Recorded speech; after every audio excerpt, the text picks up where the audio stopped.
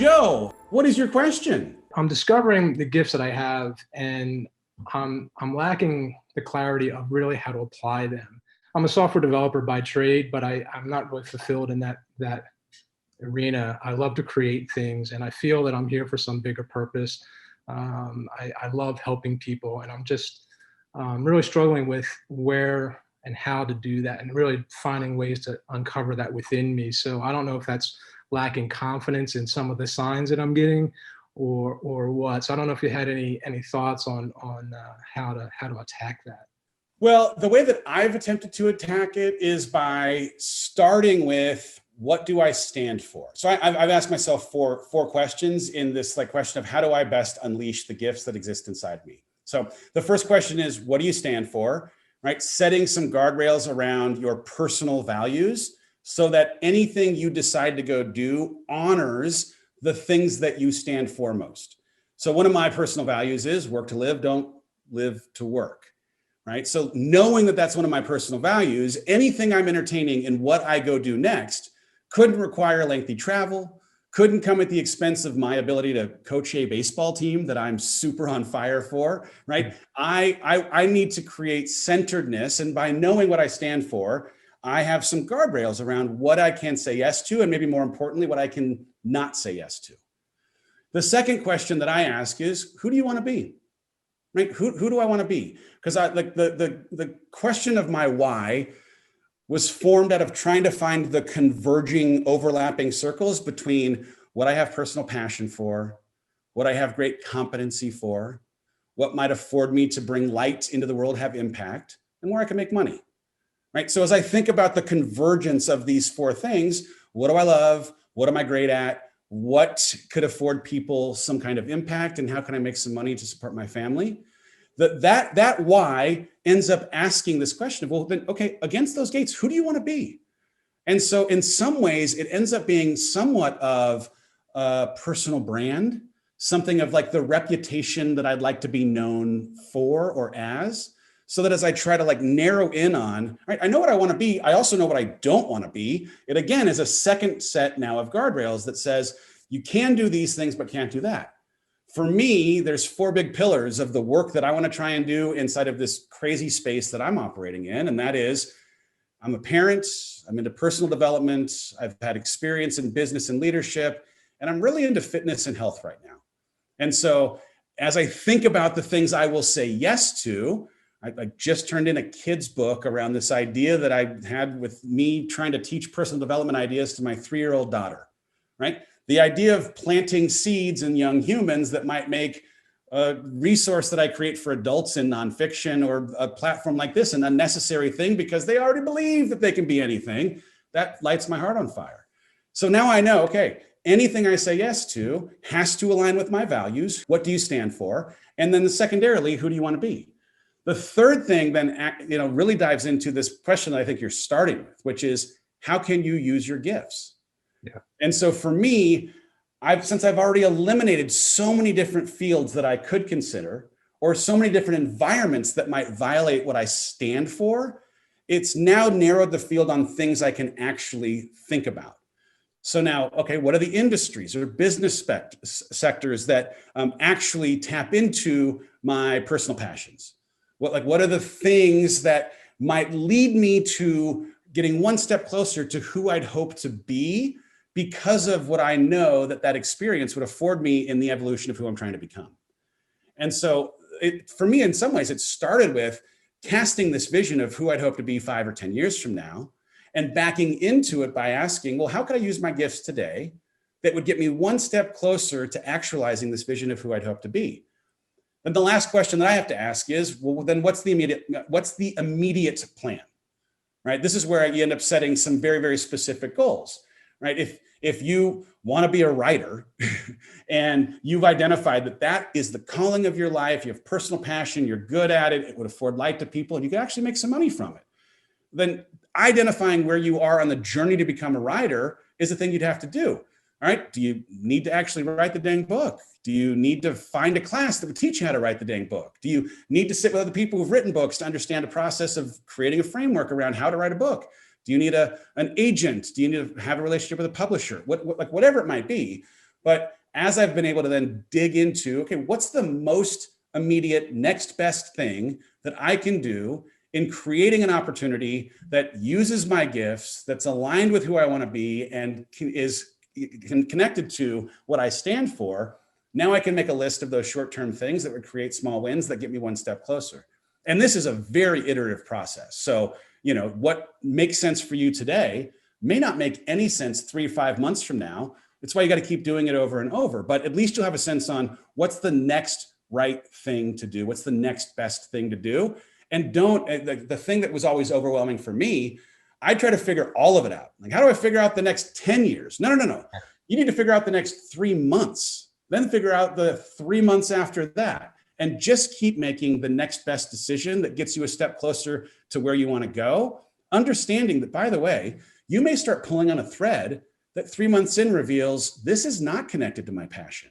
I don't actually have enough curiosity about this to follow it all the way to the end, right? Like, curiosity as a starter is such an important thing, because like just playing in a whole bunch of spaces where you have curiosity, it's going to show you which thing might actually lead to passion, which can unlock purpose, which can unlock fulfillment and meaning, right? But if you start with what are you actually curious about, that'll get you down the road of how can you use your gifts further and faster than almost any other exercise. That's awesome, man. I appreciate that. Yeah, because that's exactly right. Because I'm in that space of I want to figure out all of it right now, and I want it to be exactly right, and then I'm not doing anything, and I'm absorbing all of this, personal development kind of stuff and growing, but I'm not acting, and I'm trying to figure it all out now.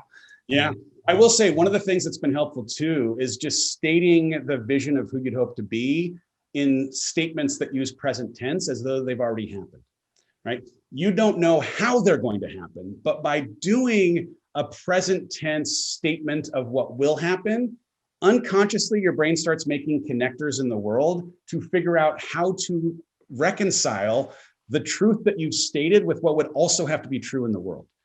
And so in some ways, it just takes a little bit of faith that the higher power, the universe, energy, connections, people are going to present themselves. But when you believe that it's going to happen, you'll see it. You'll see the people. Oh, geez, I didn't even know this was the person I needed to meet to make the connection that would get me one step closer to this thing I'd like to do or a person I'd like to be. Right. Awesome. Appreciate it, man. Thank you. Thank you so much, Glo. It's fantastic what you're doing. I feel honored that I'm here. Thank you. Pleasure. I wanted to ask you, so I'm Egyptian and I'm in Germany and I'm like becoming a coach. So I am a coach and I was an overachiever all my life. Yeah. And I know I'm meant for something bigger. Okay. So my question to you is, like, I'm kind of struggling to build everything. And I want to know from your experience and your space, how much did it take you to actually fall into getting results? Yeah. Because, I've led like a life, I have a PhD, so I've led a life of like working and seeing results. And somehow I just would like to know what's your take on that. Thank you. Of course, great question. So, I've been blogging. I've been digital storytelling online for the last 20 years. So I started at 11 years old. And what I love about that is when you have no pressure or expectations or like bills to pay at 11, thankfully, you do something for the passion of it. So I got really comfortable fine-tuning my voice without the pressure of being perfect. And I think whenever we do something for the first time or we're stepping into our calling, we have this expectation that, okay, I'm reintroducing myself to the world. Therefore, I must get it right. Therefore, I need to make sure all the dots are in place. My website has to be up, my color palette, my branding, my logo, everything has to be perfect. Let me tell you, no one can relate to perfection. The less perfect you are, the more relatable, the more engagement, the better and deeper the community. And that feels very backward. But the truth is, if you are too perfect, you almost feel untouchable and people don't know how to connect with that. So it's almost like the sloppier progress you make, the more willing you are to show up, even before you found your voice, before you know how to walk, before you know where you're going, people seeing you take action anyway is commendable. Like, man, Sarah, wow, Sarah, you've grown so much. I remember, Sarah, you started doing IG Lives in January, and now you're still doing them, but I could feel the confidence in your voice, and it's so inspiring, and now I'm going to do it too. People love that. When you can show them what it's like to be a human, my goodness, so it's messy sometimes.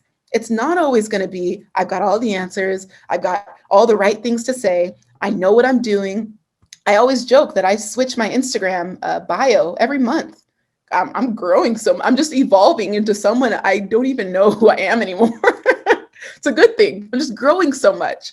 And I've got all of these incredible opportunities coming up. I don't know if anyone watches Red Table Talk with Jada Pinkett Smith, Will Smith's wife, but she invited me on her show. Like, I'm going to be on Red Table. Like, what? That wasn't on my vision board.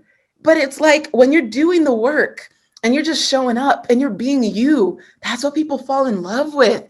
It's like people have no choice but to be like, man, she's different, just different. Be willing to be different, because my goodness, that's what people fall in love with. Great question, Sarah. This is Shannon. I'm so glad I got called on, because I have to just tell you, I just got laid off from a big retailer, and I was in the beauty division. And I was there when I think you approached our company.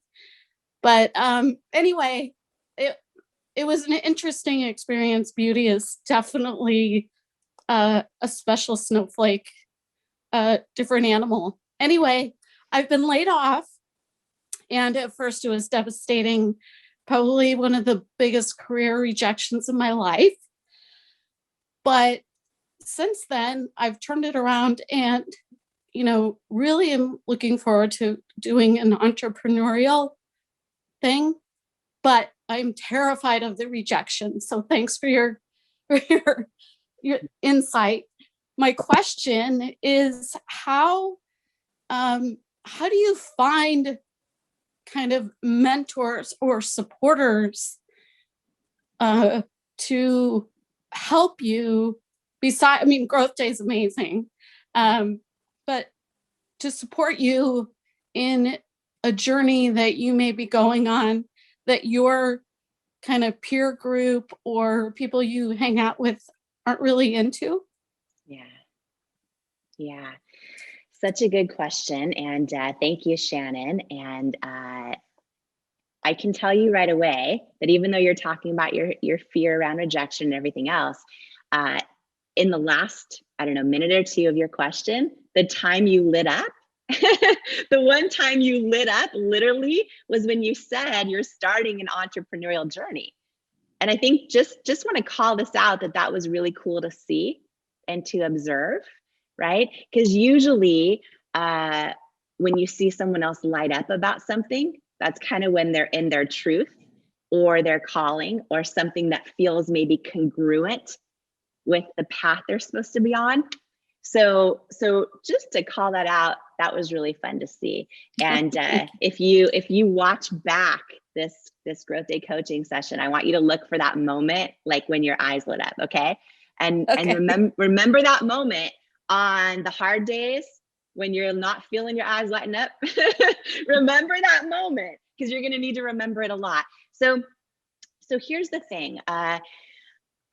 Your question is something I think probably, I'm going to guess 98% maybe of the GrowthDay community that's with us live right now has experienced, right? When we have friends and family around us that love us, but no interest in the stuff that interests us, or maybe no ability or capacity really to be supportive in the ways that we might need. And the first thing I just want to say is that that's okay, and that's very normal and very common. The journey I had to go on in my life was learning that some of my friends and family who I love dearly, who didn't believe in my ideas or didn't think it was the right decision for me to leave, TV news and start this thing from scratch, or whatever it might be, or just thought, oh, are you really a real author, or all the things, right? I've had to learn that it's really, they have a different capacity to love and to dream and to support and to encourage than maybe that I do, or that I need around me, right? And so the first thing I want to say is, when you do have this experience, which I think so many of us have, and maybe some other people need to think about it this way too, I've had to flip my own mindset around how I feel when I don't get the kind of support or encouragement or interest from some of my friends and family who I love when I'm going after a dream or a goal or whatever it might be. And I've had to flip my mindset and realize, like, oh, it's not personal to me. It's not that they don't want to support me. They just have a totally different capacity to dream or to go after things. And that's okay, right? That's okay. And so, what I've done, and what I think is really important, I talk about this in Believe It as well, is this idea of controlling your microphone and who you hand it to. And what I mean by that is, when we love our friends and family, I would, for a while, just really make sure you're right about this. But if they're not maybe supportive in the ways that you need, or you feel them almost talking you out of your hopes or dreams, or lowering your vibration, or saying things that start to turn into self-doubt, I think that you take the microphone back from them on that topic, on the things around your new entrepreneurial journey. And you talk to them about everything else and, what's for dinner and all those things. And then really start working on curating people around you that you do hand your microphone to on this entrepreneurial journey. The GrowthDay community is certainly one of them. The coaches in here, yes. The people around you, right? I would encourage you. And I did this in my own life, and I did it later in life as I really realized that the path I'm on, I needed to also surround myself with other people that kind of understood, or that dreamed big also, or believed big also, and were non-judgmental, and all the things, right? Because when we're entrepreneurs, it feels like we're trying so hard to fly. And, the first few years of most entrepreneurs' journeys, and sometimes it's the first decade, you feel like you're trying so hard to fly. And when you have people that feel like lead balloons attached to your wings, you can't take them on that part of your flight. You can still love them, but a lot of people get taken down by lead balloons. I don't know why that analogy just came to me, but I think it's really important, right? So I just want to encourage you. There's a lot of entrepreneurship communities out there as well that are just free online, people you can meet. But the GrowthDay community, I really believe, if I could curate any community for you, it would be the GrowthDay community, because everyone here is like-minded and believes bigger, and probably shares in common with you that maybe their friends and family aren't either, don't have the capacity to even know how to support them with something like an entrepreneurial journey, because you are one of the courageous and brave few. I'm excited for you, and I'm mostly excited for you because I saw the spark in your eye when you said that. That was the one moment, the whole conversation. It didn't come up when you were talking about the retailer. It didn't come up when you were talking about the beauty industry. It literally, the moment you said that. So go back and watch that, because I think that was a really special moment, and hopefully this is helpful. Thanks. Well, I just got your book, so I'll definitely crack that open too. Okay, Shannon, thanks. When you read it, don't let parts of it scare you about the entrepreneur journey, because I share it all. But I hope it helps you, and I hope that it helps. I tried to share all the real stuff that, if I heard these kind of stories that other people went through, I'd feel less alone and more enough and more right on the journey. So that's my hope and prayer for you too. So I'm excited for you, Shannon. Yeah. This can be your day for personal growth. This can be that day you committed to and you remember and you go, that was the day I got myself a community. I got better coaches. I committed to making my life the absolute best that I could. This is that day. Make today your growth day. Click the button on this page and sign up right now.